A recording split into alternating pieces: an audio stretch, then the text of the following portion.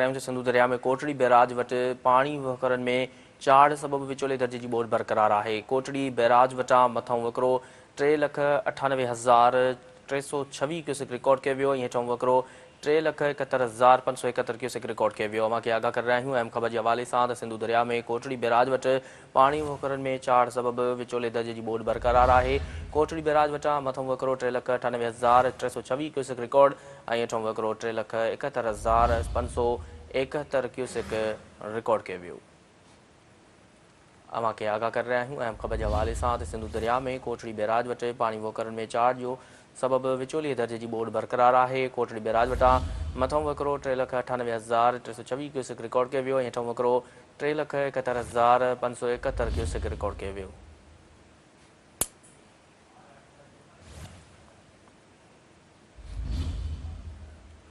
सिंधु दरिया में कोटड़ी बैराज वटि पाणी वहकरनि में चाढ़ सबबि विचोले दर्जे जी ॿोॾि बरक़रार आहे। वधीक तफ़सील मालूम कंदासीं। टेलीफोन ते मौजूद आहे कोटड़ी बैराज कोटड़ी खां सन टीवी रिपोर्टर इस्माइल बारिजो। जी इस्माइल, कोटड़ी बैराज जी सूरत हाल जे हवाले सां आगाह कजो। जी बिल्कुल, सिंधु दरिया में कोटड़ी बैराज से पानी के वहकरे में चाढ़ जो सिलसिलो जारी है। कोटड़ी बैराज वटि विचोली ॿोॾि डिक्लेयर कई वई है।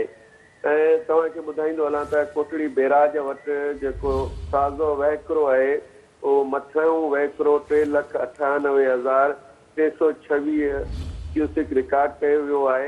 जॾहिं त सिंधु दरिया के कोटड़ी बैराज के हेठियां जेको वहकिरो आहे उनमें 3,71,571 क्यूसेक छोड़ कयो पियो वञे। जी